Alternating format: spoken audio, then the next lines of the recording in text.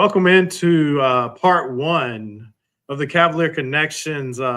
It's report card time. The grades are going out.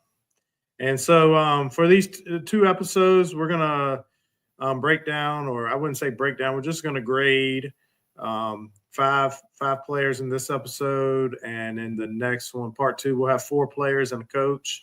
Just give them a little grade, and then we can just let you guys throw the comments at us, hit us with the tomatoes, the eggs, and everything else. Not experts, but just a fan's opinion. Real quick note before we get started. One player I'm not going to evaluate, TJ Power. This is a disappointment. I think everybody would agree.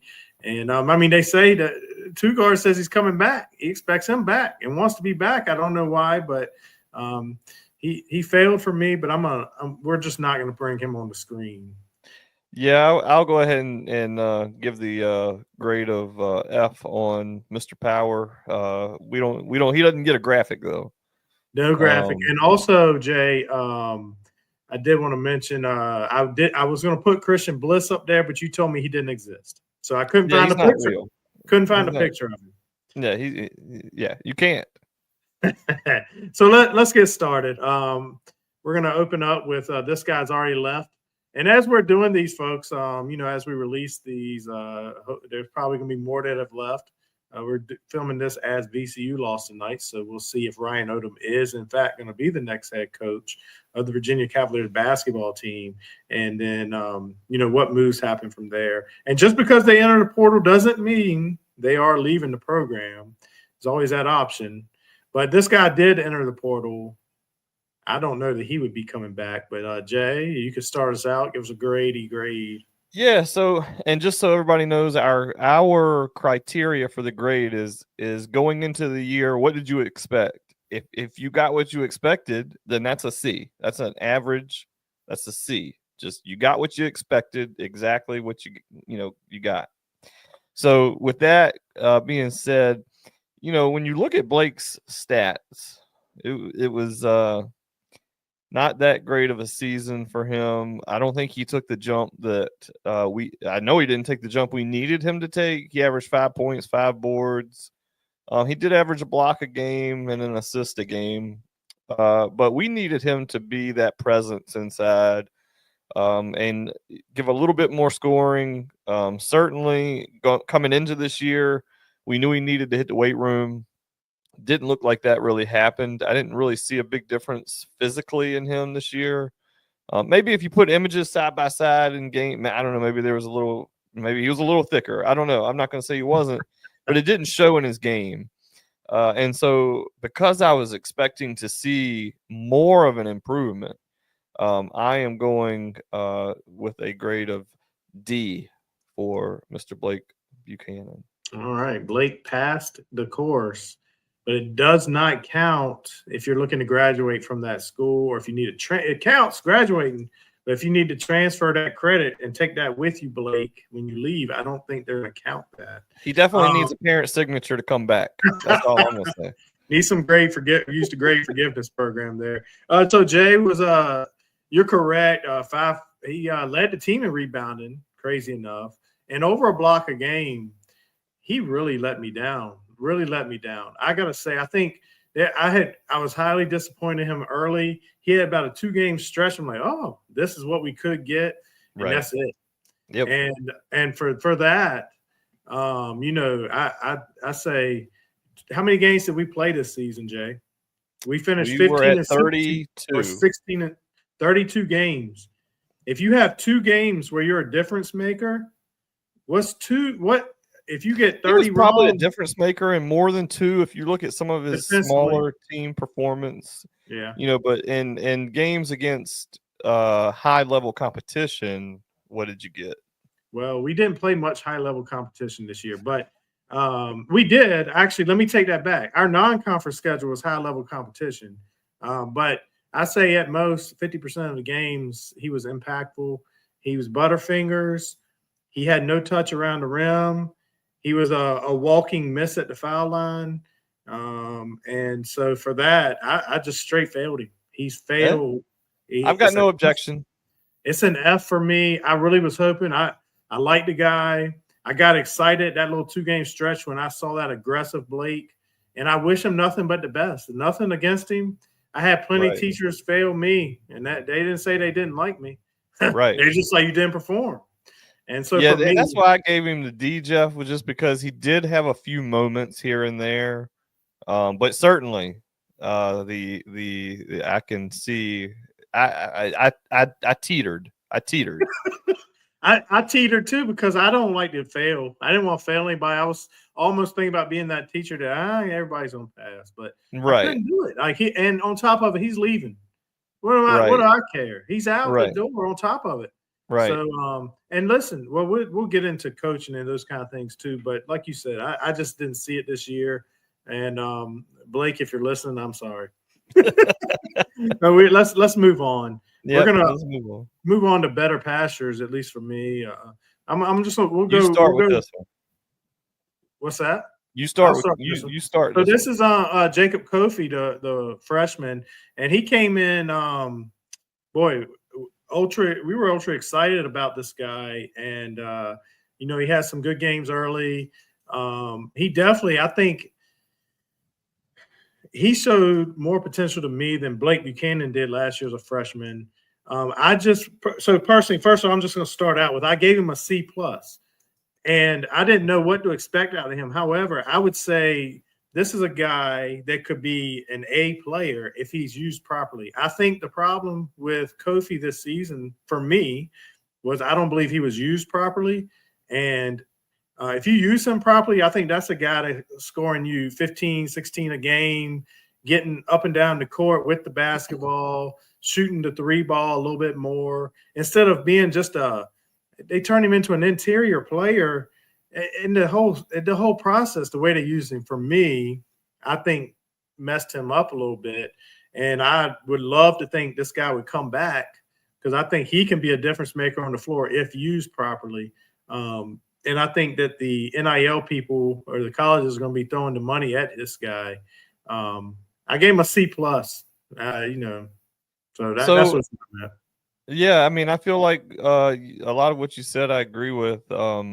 He averaged 7 points, 4.6 boards, an assist, a steal, almost a block, and he shot 75% from the free throw line, Jeff. But that 3-point line was a struggle, 24% from 3.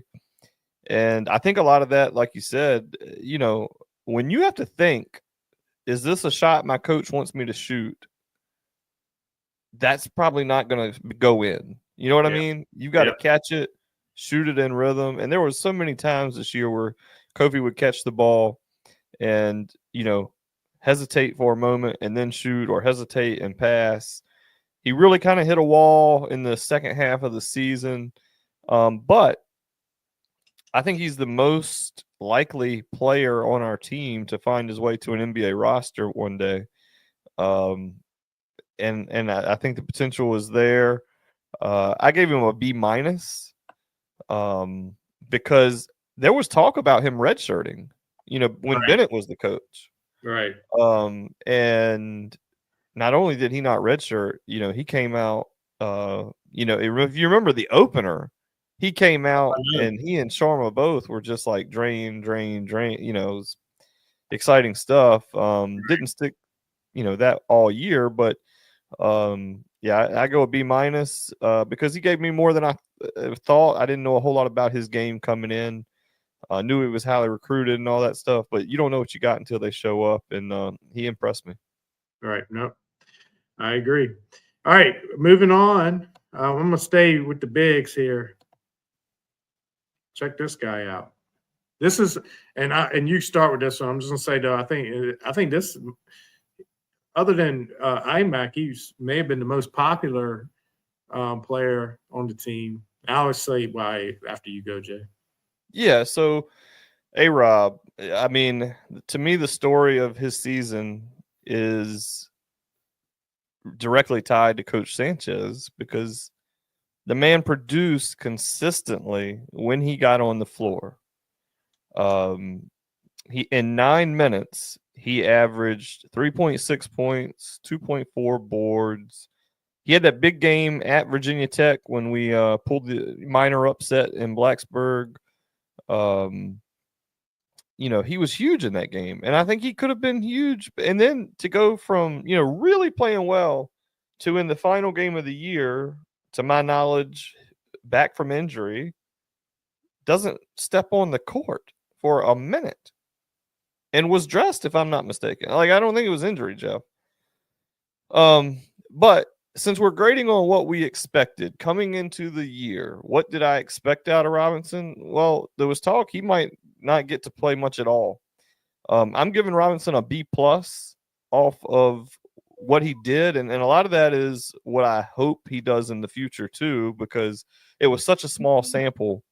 It's like a 3-question, or it's like a, let's say, to just make it easy, like a 8-question quiz, and he got 7 out of 8, but it's just a small sample. How do you really know what he knows and what he can do? I'd like to see him, get 25 minutes a game and go from there. Yeah, I'd like to see what he would do with those kind of minutes. I was gonna say, when I was talking about his popularity, though, it's like in the NFL, the most popular player on the team, unless you have a stud quarterback, is the backup quarterback. And That's Robinson, when he came in, he showed flashes of things that he could do, plus all the stuff we read in the offseason that he could really do. I think that if Bennett had coached his team, I think he'd even got less minutes. I think you're right. Because defensively, Robinson's, a work in progress. But part of that, I believe, is coaching as well. Once again, the adjustments that were made, and then when they went to switching everything, and he got put in some tough situations for himself. One thing about him is he's the type guy who can get beat to the basket, and he might come behind you and get that, and block the ball out of bounds. Flashy guy. What did he shoot at the foul line? When he got there, 62%. I felt like he was a little better than that, actually. But I think he started the year much higher and kind of struggled down the stretch. I can't grade him as high as you did. Strictly just off of I didn't 72% from the floor. Now, granted, most of those are dunks, but he did have quite a few that weren't dunks, that were finishes. Nice touch around the rim. And like you said, he might have been out of position on defense, but he had so many blocks, that were, impressive coming from behind. Yeah, he had impressive plays, which that will always stand out. But then there were possessions, he struggled. He was red shirt freshman, and right. And once again, he can speak with Coach Sanchez on my grade, which I promise you this, Jay. He doesn't give a crap about my grade, but he still passed. He still passed, and just fine. He's fine. C+. I gave him a C+. Okay. With the potential, another one I really hope comes back, and the potential to be a B+, A- type of player. So he's got an NBA potential too. If he were to be able to develop, because he's strong, big, he can get a 15-foot jump shot. Or if he were to grow another couple of inches, Jeff, who he reminds me of is Dwight Howard. That like physical, athletic, right? Right. Yeah. All right. Well, moving on. We're gonna move one more big man, and then I'll save. Here we go. Elijah Saunders. You want me to start this one? Go ahead and start this one, Jeff. Yeah, Elijah Saunders, second on the team in scoring at 10.4 game. Junior, friend of the show, and he, coming into the season, everything you heard before Sanchez was the head coach, that he was the man, and I think when they scrimmaged VCU, he was the guy, and I think he can be the guy at times. It's a mixed bag with him. He showed where he could really shoot the three. He's a versatile player, can shoot the three, can go down on the inside. But like that Georgia Tech game, he couldn't hit the broadside of a barn that day, from the little bit I saw. But we all have off games. 10.4 points, 5 rebounds a game, and then everything else just basic stats, great at the foul line, 83%. I felt like he was an important player, and on what we read or what I read is he's probably coming back, which I think get a senior in Elijah Saunders. I did grade Elijah. He's my highest grade so far, B-. Okay. Yeah. So Elijah was just so up and down, and really when he came in, it was at San Diego State. Yes. Okay. Yeah, when he came in from San Diego State, I think he was like there maybe sixth man. He was a versatile player for them as well, but not the stud of the roster. And I think it was a lot of pressure by us, by other fans, and by some of the coaches with their comments that made you think, oh, Saunders is going to be he's going to be the best player on this team. I mean, go back and read some of the comments from early in the season, and it was Saunders is the best player on this team. And unfortunately, he had his moments and did a lot of good things based on expectation. I'm giving him a C. It was, and I could even go as low as a C minus because. And that's based on hype, because of what I thought he was going to be. Now, if he goes into next year, I think he could be a B plus, A minus player for us with another year of working out.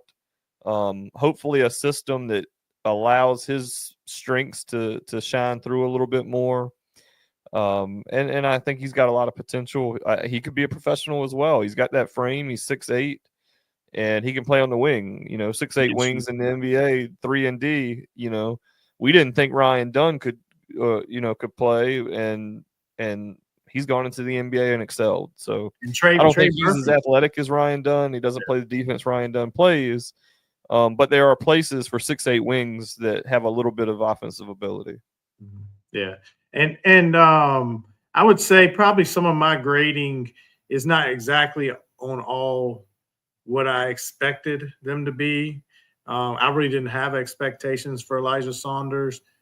He's another one. Unfortunately, on some of these guys, it's the coaching. I just think the coaching burnt in the right system. I think Elijah Saunders would have went in this year if he can get going in a rhythm and catching and shooting that three or going to the basket, those kind of things. So the one thing before we go to the last one on this episode that I really liked about Elijah Saunders, that other than maybe Robinson, this guy has a fire in his belly and he ain't scared of nobody. We need, as Ball Hawk says, you need one of them dogs. He's one of those dogs. Like, he don't give a crap. He's going to jump in there and he don't care who's standing under that rim. This man's going to go up and try to dunk it. And Robinson, the same thing when Cooper Flagg went up on him. Most 98% of these guys at ACC, here, sir, take that dunk. Yeah, get out of the way, and we'll just take it out of bounds. Right. And I think Saunders is a dog, and I think that guy, he ain't scared of nobody, and he don't care who's under that rim, and I like that about him. So yeah, absolutely. Elijah off the board, and that brings us to our the senior, Taine Murray. And I think you're up, Jay. You're up this time. Yeah, I'm up. Taine. I mean, look, Taine is who we thought he was. I was expecting a little bit more from Taine this year. 4 points a game, I think. Maybe one or two boards a game. Defensively, he wasn't great. He was in position quite a bit of times, but he couldn't keep, the guys in front of him. He had a few games, but there's just really no growth. It's like he hit his ceiling, and his ceiling's just not very high. I like Taine for his toughness. I like him for his servanthood, that he has stayed with the program no matter what his role has been. He's never complained. I love that about him. But as far as his performance on the court, I'm going D+. So I think this is one I graded probably exactly he's been around the program so long. I knew what to expect, and for me, he is who I knew he was. I love the guy to death for everything that you just said. I gave him a C, and the C is strictly because this is just who he is. This is who he has been and always has been, and I believe always will be. One thing I like about him is, I mean, he can he finds a way to get down to that basket, but he just has a hard time finishing, but there's games where he can go get you a basket here or there. He just was who I thought he was. I gave him a C, and again, Jeff, some of this is, I feel like a lot of this goes into coaching, because there were games he'd play 28 minutes or so, and then he wouldn't play, or he'd play 2 minutes. I mean, when you don't know what your role is, it's really hard to excel. Yep. And so, but once again, like you said, didn't ever complain. He could have hit the portal, probably went to a mid-major and been quite the player there. So, yeah.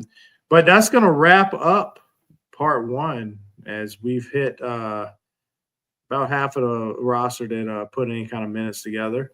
We thank you for tuning in. You can blast us.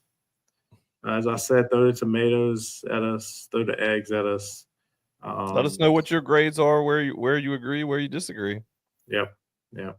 But that takes care of this one. But make sure you tune in, because we got part 2 coming. Have a great afternoon.